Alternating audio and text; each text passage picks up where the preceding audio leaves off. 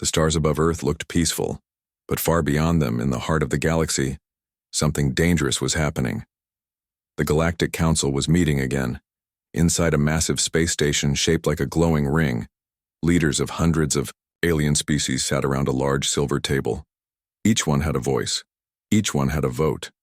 And today they were voting about Earth. "The humans are spreading too fast," hissed Chancellor Vorrex, a lizard-like creature with golden eyes. "They are building trade routes, making allies, and sharing their technology. Soon they will challenge our power." "But they helped defeat the Scar Rebellion," argued Minister Yalari, a bird-like alien with blue feathers. "They brought peace. They saved lives." "Exactly," another leader growled. "They made us look weak." After hours of debate, the vote was made.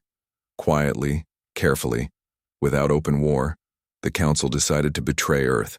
No one would tell the humans. Instead, the Council would block their trade, cancel their treaties, and turn other species against them. It was a silent war, and Earth didn't even know it had begun. Back on Earth, strange things were already happening. Commander Alex Kane stood inside the United Earth Defense Command, staring at a screen full of red alerts. Supplies were vanishing. Trade ships were being stopped in space.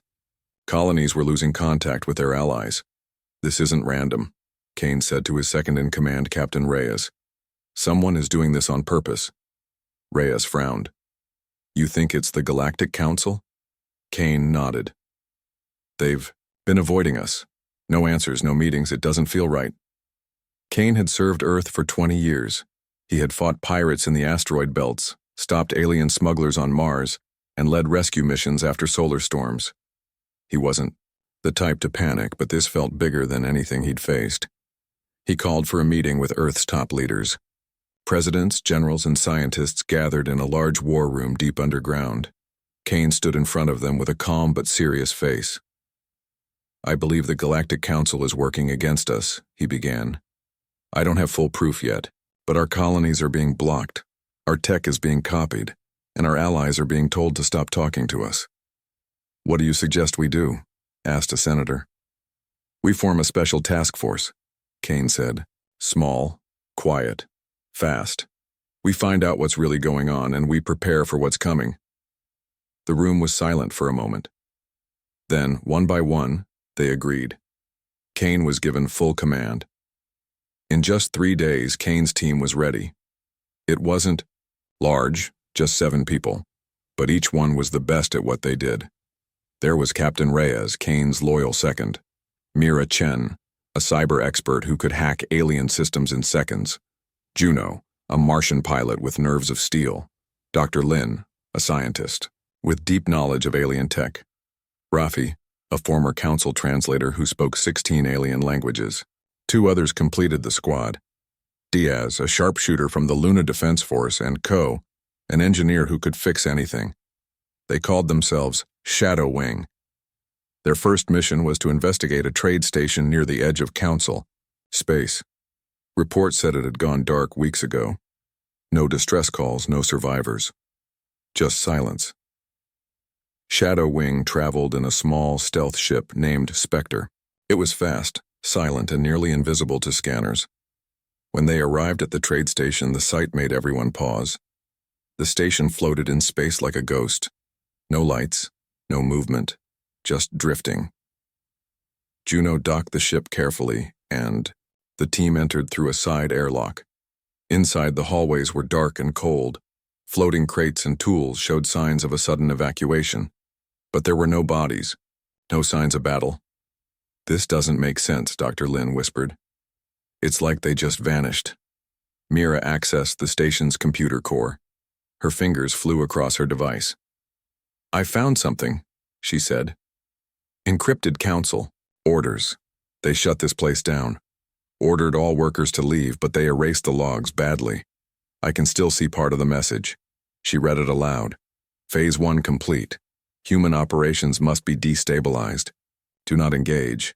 Blame pirates if questioned." "So it's true," Kane said. "The council betrayed us." Before they could say more, a sudden alarm blared through the station. "Movement on the outer ring," Juno called. "Multiple ships incoming." They ran back to the Spectre. Outside, 4 small Council hunter ships appeared, their weapons glowing blue. "They found us," Diaz said. "Not just that," Reyes added, scanning the ships. "They knew we'd come. This was a trap." Spectre blasted away from the station, weaving between laser blasts. Juno flew like lightning, dodging every shot. Mira used electronic jammers to scramble the hunter systems. "This isn't just sabotage," Kane muttered as they escaped. "It's war.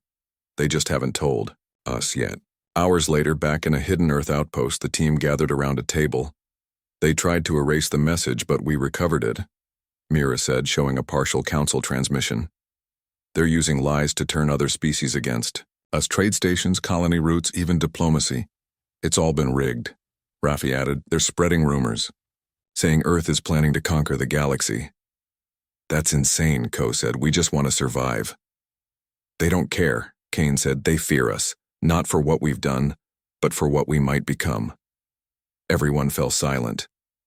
"We need more proof," Kane continued. "And we need allies. Somewhere in the galaxy there must be someone who still believes in us." Reyes nodded. "Where do we start?" Kane looked up, his eyes steady. "We start by doing what humans do best. We fight back, quietly, smartly, and when the time is right, we make them regret ever betraying Earth." The dark void of space stretched out before Shadowwing's ship, Spectre, as it slipped past the outer edges of Council-controlled space. Commander Alex Kane's mind was sharp, but the weight of what lay ahead pressed heavily on him. The Council had made its move, and now humanity had to respond. But how? They were outnumbered, outgunned, and betrayed. The team sat in silence, each of them processing the task ahead. The strange quiet in the cockpit was broken only by the soft hum of the ship's engines and the steady beeping of Mira's console. "We have to act fast," Kane said, breaking the silence. "The Council will be looking for us. We can't afford to wait." "Where do we even begin?" Captain Reyes asked, looking up from the tactical display. "We have no allies in Council space, no resources, no backup." "We'll have to create our own," Kane said, leaning over the table to study the star maps. "We know the Council's weak points, their trade routes, their secret weapons. We'll start small, strike fast, and keep them guessing." Mira tapped her screen, her fingers moving with practiced speed. "There's an old Council facility just beyond this system.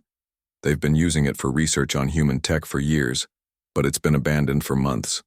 According to some of the encrypted files I dug up, it's full of valuable data. If we can access it, we'll find out exactly what they're planning." Kane's eyes narrowed. This was the chance they needed. "We'll take it. Prepare for a direct strike." Juno, the skilled Martian pilot, glanced over at Kane. "You sure about this? If the Council has anything left there, they won't just let us walk in." Kane nodded. "That's why we'll have to move quickly, in and out before they even know we're there." A few hours later, Spectre dropped out of warp near the derelict facility.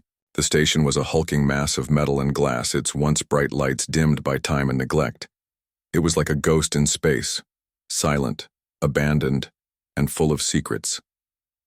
"Landing in 3, 2, 1, Juno said, her hands steady on the controls. The ship touched down with a gentle thud inside one of the facility's docking bays. The team immediately suited up, preparing for the mission ahead. Their objective was simple: get in, access the data, and get out. But with the Council's eyes everywhere, it wouldn't be easy. Kane led the team through the airlock and into the cold, sterile halls of the facility. The low hum of dormant systems echoed through the abandoned structure, and the air smelled stale, like dust and old machinery. It was a strange feeling, being inside a place that was meant for the highest levels of research and security, yet now abandoned, a forgotten relic of the past. Mira tapped her wrist console, her brow furrowed. "The data storage center is 2 floors down. We'll have to bypass the main security grid, but I can handle it." Kane gave a small nod. "We'll cover you. Stay sharp, everyone." The team moved quickly, keeping their steps light and their eyes open. They passed through empty corridors and sealed doors, all of them aware that one wrong move could set off an alarm, bringing the full weight of the Council's forces down on them. But there was no turning back now. Every second counted. When they reached the security room, Mira got to work immediately, her fingers flying across the interface.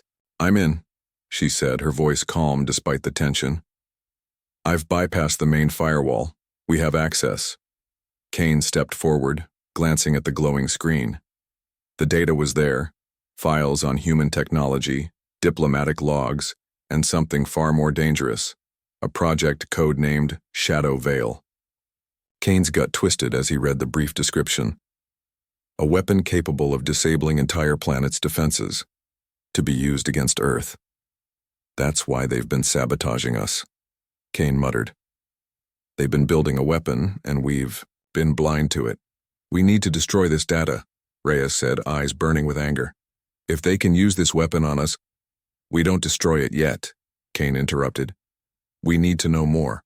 If we destroy this, we won't get another chance." The tension in the room was palpable as Mira quickly downloaded the files onto a secure drive. But before she could finish, the lights in the facility flickered. A distant, low rumble shook the floor. "Not good," Juno said, looking up from her scanner. "We've got company, fast." Kane swore under his breath. "We're not done yet." The team grabbed their gear and rushed toward the exit, but they didn't make it far. The doors to the hallway slammed shut, and harsh red lights began flashing. The facility's automated defense systems had been reactivated. "This is bad," Reyes muttered, pulling out his blaster. "We're trapped." A booming voice came over the speakers, cold and mechanical. "Intruders detected. Extermination protocol activated." The walls around them seemed to close in as robotic drones began to drop from the ceiling. They were fast, armed, and relentless. Diaz raised his weapon, opening fire, but the drones' quick movements made them difficult targets. "Get to the ship," Kane shouted, his voice hard as steel. "Now!" The team fought their way through the facility's halls, pushing forward despite the drones' fire. Each blast from the drones felt like a punch to the chest, but the team held their ground. Juno led them, guiding them back toward the docking bay where Spectre was waiting. But as they neared the ship, the doors to the bay slammed shut, blocking their way. "We're trapped," Mira cried, panicked. "We can't get out." "Think fast, people," Kane barked. "Reyes, cover the entrance. The rest of us find a way to open those doors." Ko and Raffi worked quickly, trying to override the lock from the control panel. Every second felt like a lifetime as the drones closed in, their weapons aimed at the team. Finally, with a loud clank, the doors to the bay slid open. The team sprinted forward, diving into Spectre just as the first blast of energy hit the hull. Juno, "Get us out of here!" Kane shouted. With a roar, the ship's engines powered up, and Spectre shot into space, leaving the facility behind in a trail of smoke and debris. As they broke free from the facility's gravitational pull, Kane let out a breath he didn't realize he'd been holding. "We made it," he said, his voice tense but relieved. Reyes looked at him, his face grim. "We've got the data, but this is just the beginning, isn't it?" Kane's eyes narrowed as he looked out at the endless stars. "It's just the beginning. The Council thinks they've won, but they haven't seen what we're capable of yet." The stars stretched out like endless points of light before the ship Spectre as it made its way back to Earth. Inside the small vessel, the team sat in silence, their minds still racing with the information they had uncovered. The Council had betrayed Earth. They had been building a devastating weapon, and now humanity was at the center of a galaxy-wide conspiracy. The time for quiet diplomacy was over. Now, it was a fight for survival. Commander Alex Kane stood at the front of the ship, his hands clasped behind his back as he gazed out into the vastness of space. The mission had been a success, but only partially. They had learned of the Council's weapon, Shadow Veil, and retrieved the data they needed to understand it. But the fight was just beginning. "We need to warn Earth," Kane said, his voice steady. "We have to make them understand what's at stake. The Council's already making moves to destabilize us. If we don't act fast, we could lose everything." Captain Reyes, who had been silently scanning the data files on his console, looked up. "They're going to target Earth's colonies next. The Council's been preparing for this moment for years. If we don't take action, we won't just lose our independence, we'll be wiped out." Agreed, said Dr. Lin, the scientist who had been studying the alien tech they had recovered. But we need more than just knowledge. We need power. Something the Council doesn't expect. Kane turned, raising an eyebrow. What do you mean? Lin hesitated for a moment, then spoke slowly. There's something on Earth. Something old, hidden beneath the surface of the moon.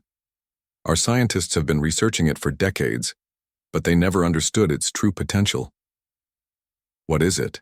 Kane asked, leaning forward, his interest piqued. It's an artifact, Lin explained. An ancient piece of alien technology. It's been dormant, but it's tied to humanity's growth. It reacts to human ingenuity, to our will to survive. If we can activate it, it could give us the power to stand against the Council's weapon. Reyes looked skeptical. And you think this artifact can actually help us? After everything we've seen, I'm not sure anything short of a miracle could turn the tide. Lin met his gaze, her eyes burning with quiet confidence. It's not a miracle. It's humanity's greatest strength. We've always adapted, always found a way. This artifact, it will amplify that. But we need to get to the moon before the Council does. Kane nodded. Then we head to the moon. Prepare, the team. We move out in 2 hours. When Spectre landed on the surface of the moon, the team was ready. The barren gray landscape stretched out before them, silent and still. But beneath their feet, buried deep inside the moon's crust, was the key to their survival. They made their way through the cold lunar tunnels, their footsteps echoing in the quiet. The facility where the artifact was hidden was ancient, its walls covered in strange symbols and markings that no one on Earth had been able to fully understand. The moon base had been abandoned long ago, its purpose lost to time. As they reached the central chamber, Kane's eyes widened. There, in the center of the room, sat a large, glowing crystal. It pulsed with energy, its surface alive with strange, shifting patterns. This is it, Dr. Lin whispered, stepping forward carefully. The artifact. Kane approached cautiously, his hand reaching out to touch the crystal. The moment his fingers brushed against it, a jolt of energy surged through him. His body trembled as a rush of images and emotions flooded his mind. Images of Earth's past, its struggles, its triumphs, and the fierce will of its people. He stumbled back, his breath quickening. What? What was that? The artifact responds to human emotion, Lin explained. It's tapping into humanity's collective will to survive. That's why no one else could understand it, because it's not just about technology. It's about humanity itself. We need to activate it, Kane said, his voice steady. But we don't have much time. The Council will be coming for us. Mira stepped forward, pulling out a device that would interface with the artifact. She began to work quickly, her fingers moving deftly across the controls. It's responding, she said, her voice filled with awe. It's coming online. Suddenly, the chamber rumbled, a low, deep sound that seemed to shake the very foundation of the moon. It's working, Lin shouted. We've unlocked it. The crystal flared with light, filling the room with a blinding glow. For a moment, everything seemed to freeze, time itself stretching out in a moment of intense clarity. Kane felt the power of humanity's spirit surging through the artifact, and with it, a sense of purpose stronger than he had ever known. The light slowly dimmed, and the chamber fell silent once more. But now, there was something different in the air, something that spoke of humanity's power, its strength, and its untapped potential. We've done it, Kane said, looking around at his team. This is our weapon. This is how we fight back. Reyes looked skeptical but couldn't hide the spark of hope in his eyes. You really think this can defeat the Council's weapon? I don't just think it will, Kane replied. I know it will. We've always been underestimated, and now we're about to show the galaxy exactly what humanity is capable of. The team gathered around, their eyes filled with determination. The Council had underestimated Earth. They had assumed humanity was weak, that they could control the planet and its people, but they were wrong. With the artifact now activated, Earth had something no one else could replicate, the power to shape its own destiny. As Spectre lifted off from the moon and began its journey back to Earth, Kane stood at the front of the ship, once more. His mind was focused, his resolve stronger than ever. He had seen what humanity was capable of. Now it was time for the galaxy to see it too. "We have what we need," he said, his voice firm.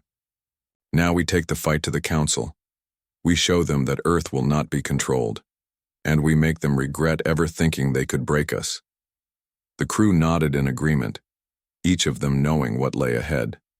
They weren't just fighting for survival anymore. They were fighting for their place in the galaxy, and with the power of the artifact at their side, they were ready to win. Spectre tore through space, its sleek form cutting through the stars as it sped toward Earth. The crew, once uncertain, now moved with purpose. The artifact they had retrieved from the moon pulsed with power, and they knew that humanity's fate rested in their hands. The Council had underestimated them, but that would soon change. Commander Alex Kane stood at the front of the ship, his mind focused. The data they had uncovered on the Council's secret weapon, Shadow Veil, was disturbing. It was a weapon designed to disable entire planetary defenses, a tool that could render Earth vulnerable to a full-scale invasion. If the Council got its hands on it, Earth would be powerless. But with the artifact, they had a chance, a fighting chance. "We need to move quickly," Kane said, turning to his team. "The Council won't give us time to prepare. They know we're a threat now. We have to strike before they can mobilize their forces." Captain Reyes, standing nearby, nodded. "I'll get the fleet in position. Earth's defense forces are ready to mobilize at a moment's notice." Kane's eyes narrowed as he looked out at the blue planet below them. "This is more than just a military strike. We need to expose the truth, the Council's betrayal. If we can do that, if we can rally the galaxy's other species to our side, we might have a real shot at winning."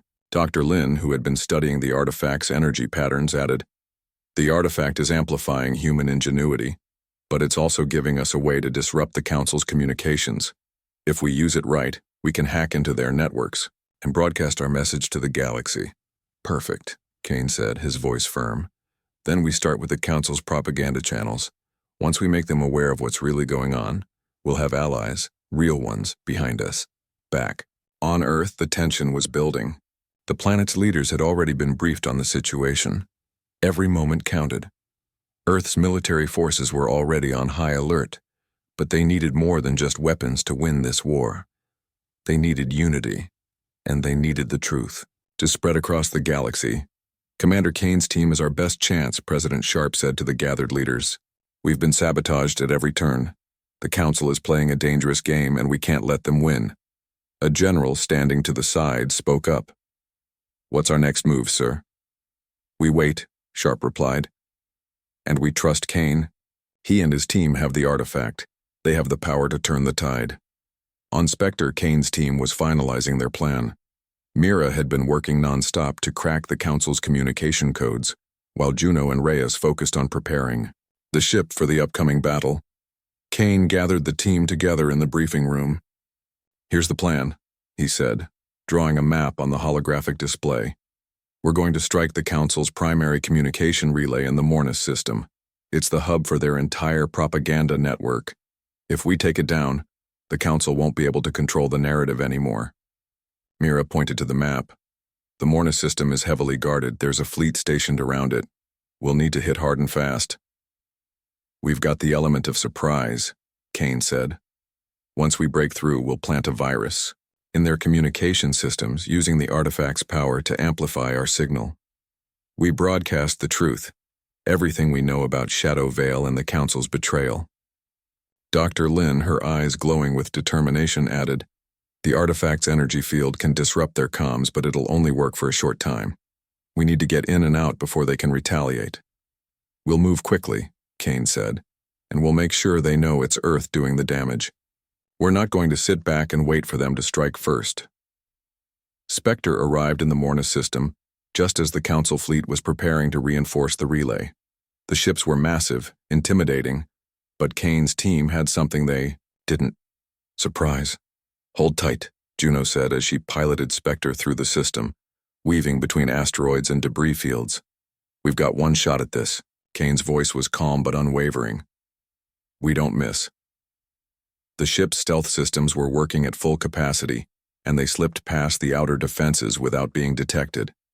As they neared the relay, the team suited up, preparing for the assault. This was no longer just a mission. This was the first step in taking back control of Earth's destiny. "Ready?" Kane asked, his eyes meeting each of his crew members. "Always," Reyes said, his voice steady. With that, they stormed the relay station. It was a massive structure, floating in the void of space, protected by layers of defense grids and automatic turrets.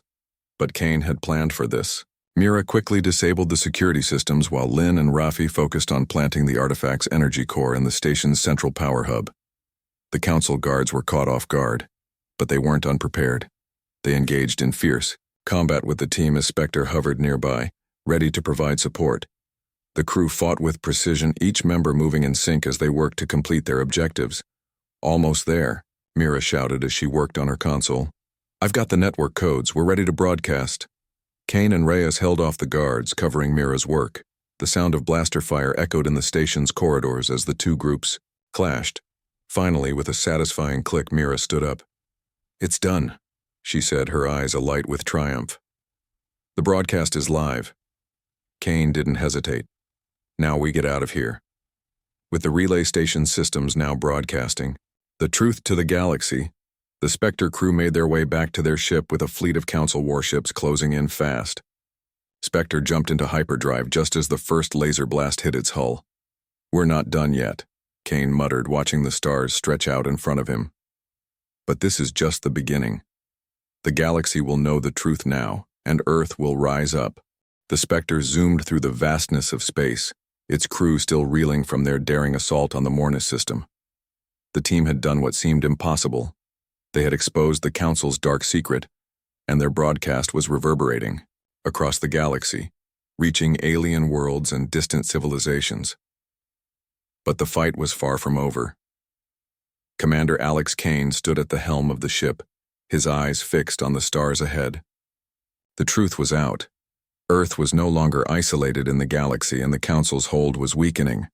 But the Council was powerful, and they would not go down easily.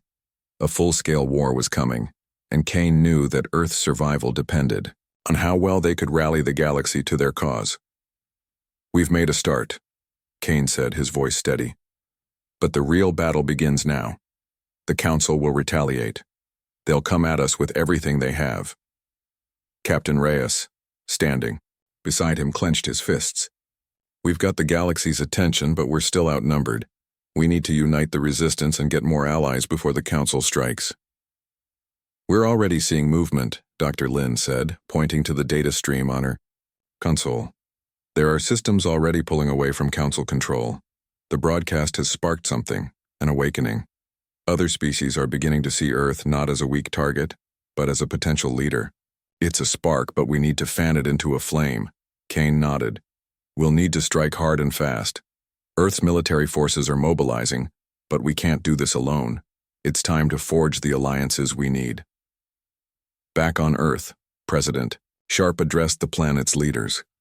The broadcast had caused a ripple of shock and disbelief across the galaxy. Alien species that had once been under the Council's thumb were now looking to Earth for leadership. But there was a catch. Earth's allies were not yet united. Each species had its own interests, its own fears, and its own agendas. Gaining their trust would be a delicate, complicated task.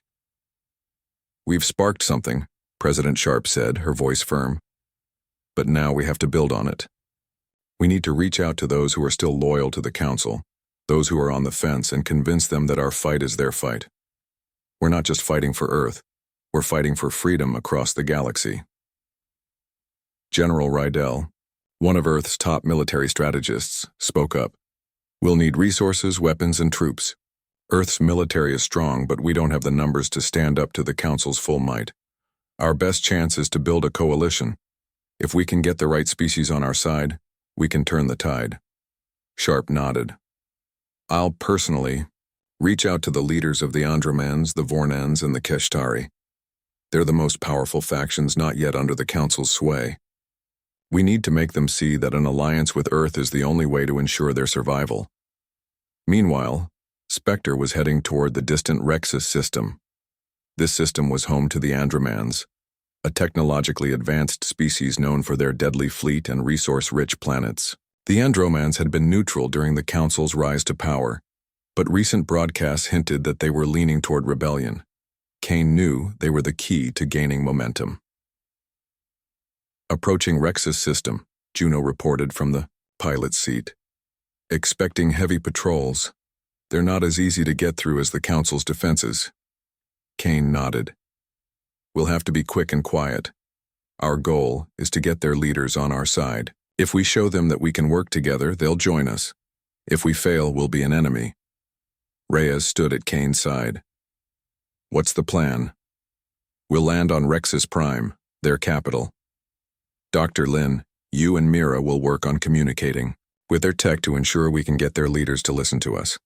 I'll meet with the Androman High Command. If they'll agree to join us, we'll move on the next system. Lin, her face determined, spoke up. I can hack their communication systems, but we'll need the artifact's power to ensure they can't trace us. The Andromans are great with technology, but they won't expect us to have anything on their level. Kane glanced at the artifact, which rested securely in the center of the ship's war room. It was pulsing faintly, still radiating with the energy it had given them on the moon. The more they used it, the more they felt its power grow. This was Earth's trump card. We'll do what we must, Kane said. Let's move out. The landing on Rex's Prime was smooth, but the moment the crew stepped off Spectre, they were surrounded by Androman soldiers. Their tall, blue-skinned figures towered over the humans, and their glowing eyes scanned the group. But there was no hostility, just wariness. Commander Kane, I presume, said an Androman general, his voice deep and measured. We've been expecting you. We need your help, Kane replied without hesitation. The Council is growing, stronger. They've betrayed not just Earth but the entire galaxy. If we don't unite, we'll all fall. The general's expression didn't change. You ask for an alliance with no guarantees.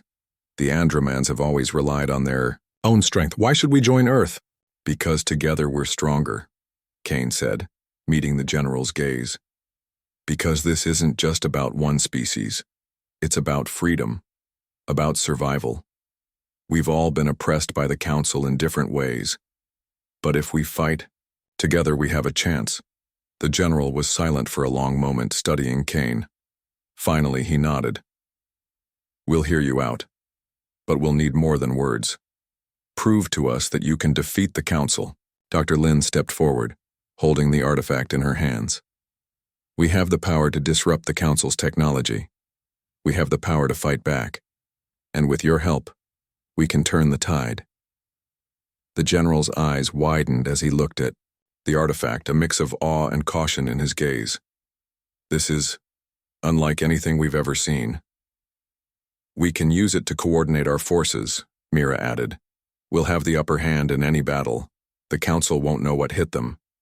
Finally, the Androman general spoke, his voice resolute. Then you have our support. But know this, if you fail, we will not stand by your side. The Council's reach is long. We do not join your cause lightly. Kane extended his hand. You have my word. We'll win this together. As the Andromans agreed to join Earth's fight, Kane felt a surge of hope. The rebellion was growing. The galaxy was awakening, but the Council was still out there, and they would stop at nothing to crush this uprising. Earth's fight is now the galaxy's fight, Kane muttered to himself, as Spectre prepared to leave the Rex's system.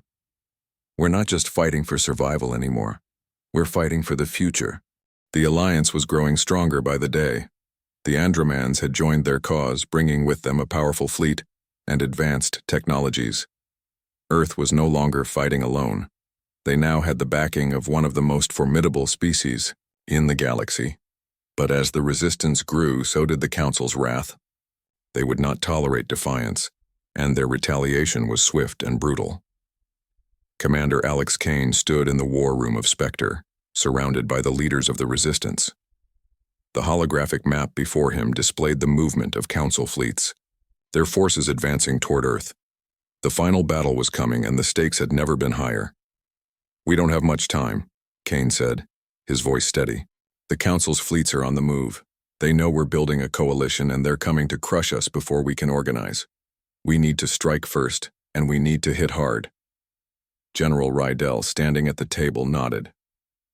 We've been building our forces, but we still don't have the numbers to take on the Council head-to-head. We need to use what we have wisely. Our goal should be to hit their supply lines, disrupt their command centers, and weaken them before they can get to Earth. Captain Reyes, who had been silent until now, spoke up. And the artifact? Can we use it to disrupt their fleets? If we can disable their ship's communication systems, we might be able to take out their command structures. Dr. Lin, who had been studying the artifact's energy readings, looked up from her console.